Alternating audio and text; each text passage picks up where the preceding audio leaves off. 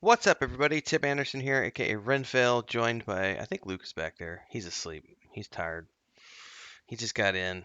Today we're back with the next Mondays in Middle Earth episode. I'm opening up my phone right now because today we are finally getting into the very first chapter in the Two Towers dealing with Frodo and Sam.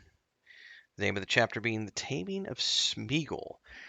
This is a phenomenal chapter in terms of dialogue for all parties involved. And this is where, if I had to guess, this first chapter is where they got a lot of inspiration for Andy Serkis's performance in the Peter Jackson films, because you can see a ton of what showed up on the screen happening here in this chapter in terms of the dialogue. So we're going to be diving into the review of this right now. If this is your first time here, welcome. This is the point of the video where I say thanks to all of our supporters here on YouTube, as well as those folks who are over on the Patreon page for doing things like super chats on videos like this, or doing super thanks and super stickers on live streams, or joining over at the Patreon. It's because of you that I'm able to do this full time. Thanks so much. If you want to know more information about how you can support the channel, stick around to the end of the video. We'll talk more then. And of course, don't forget to like, subscribe, and hit the bell icon so you can get updates about this series and beyond here on YouTube.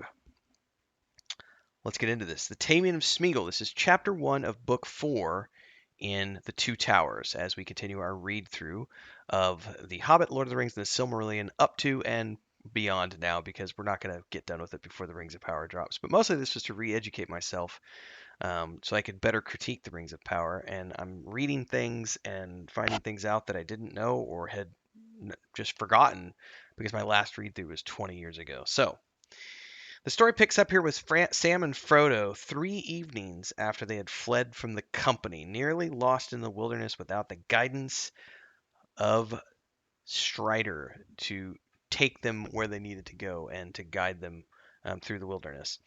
Um, this is where because the time jumping that's happening here is can be a little bit jarring, because we just went through all this stuff that happened with Aragorn and Gimli and Legolas and Gandalf and Merry and Pippin and Theoden and Éomer and Éowyn and all these other characters, all the way up to Gandalf riding off with Pippin to Minas Tirith at the end of the previous book, and now suddenly we're kind of backtracking all the way back to the beginning of the Two Towers, when Aragorn, Gimli, and Legolas were on the run tracking down Merry and Pippin, and suddenly we're back in that same time frame.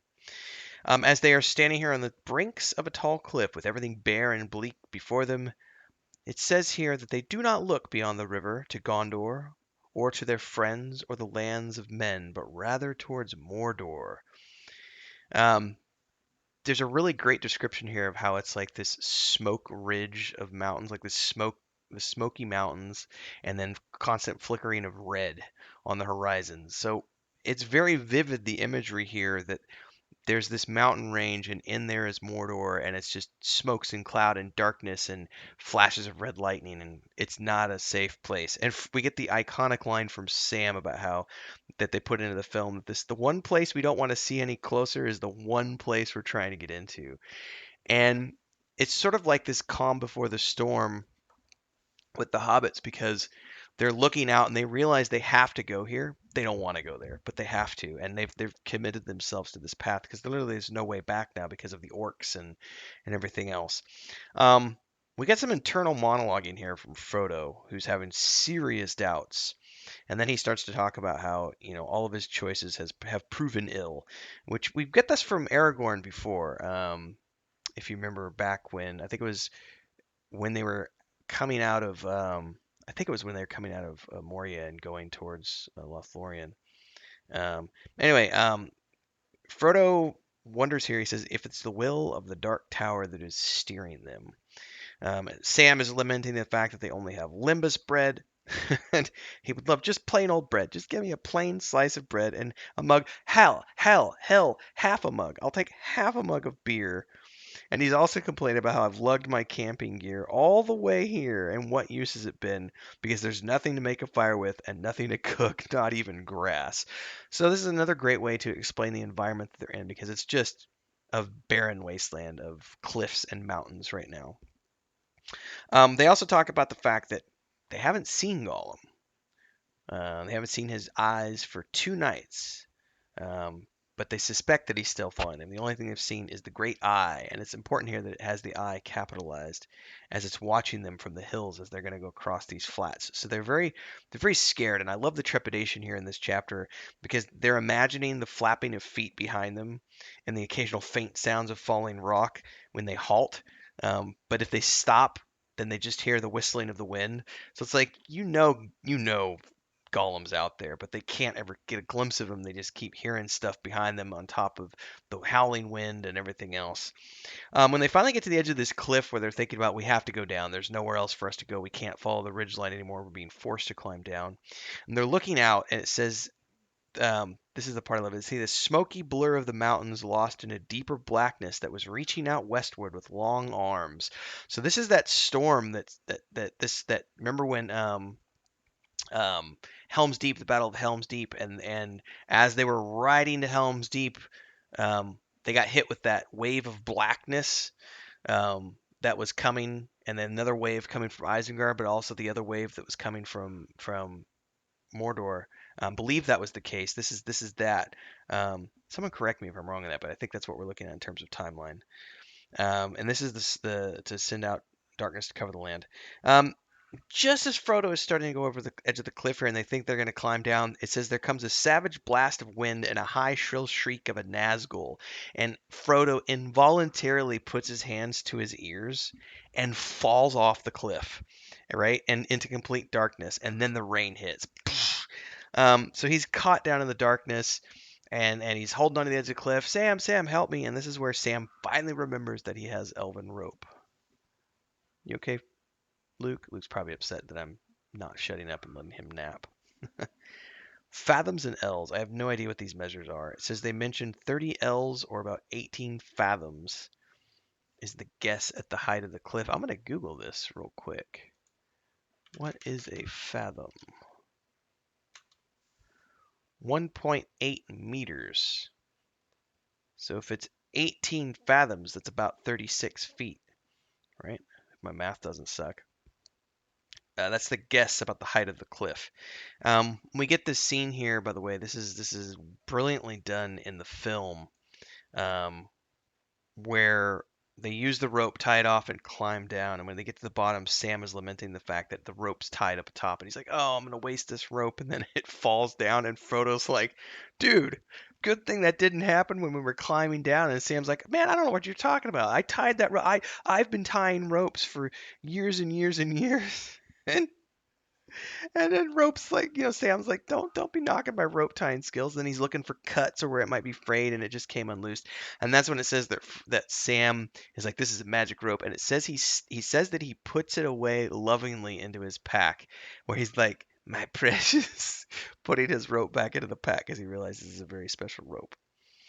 Um, they keep going on until they get tired, of course, and just as they're getting to sleep, Frodo sees something crawling on the rock crawling down that cliff face, but they had just come down, and they realize that it's Gollum moving like a spider down this cliff, and they lie in wait, and we get our first sense of Gollum here. And they say as they're lying in wait, he spits like, and then his voice creaks and whistles. Cautious, my precious. We mustn't risk our necks. Must be cautious, my precious. Gollum, Gollum. So it's a great introduction to Gollum. Frodo and Sam catch Gollum here. They tackle him as he falls off the cliff. They tackle him and they get him under control. Um, and as they're doing all of this, there's this scene where there's this back and forth talking, and they decide that they're gonna take him as their guide, and they go to sleep.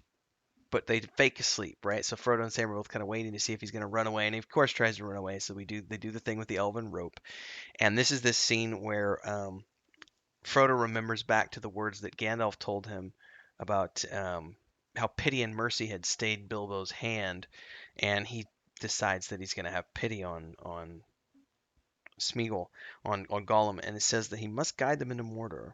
And this is the first time we get a break in personality as Smeagol fully comes out and starts wailing about how he's so tired, he can't find it anywhere, and then he shakes his fist towards the east and says, "We won't, not for you," giving us a glimpse of the fact that he's under, he's under this Gaius, this spell from Sauron. find the ring, bring it to me. And Smeagol's literally shaking his fist towards Mordor and being, "We're not gonna do it, not for you."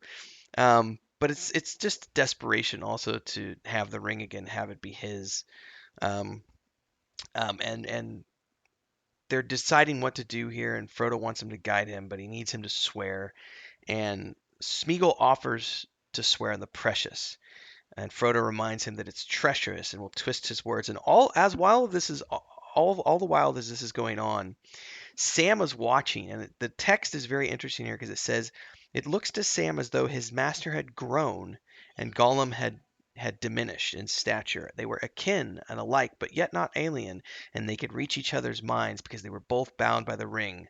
But Frodo is definitely the master here, and we're starting to see that Frodo is beginning to summon enough strength of character to sort of master aspects of the ring that's allowing him to dominate Smeagol and Gollum, who at this point are so weak and desperate for the ring and so desperate to be close to it that they're willing to accept Frodo as the master because there's just that component of it. I don't even know, and maybe some people can speculate here if they think that I don't even know whether or not Smeagol had it hindered.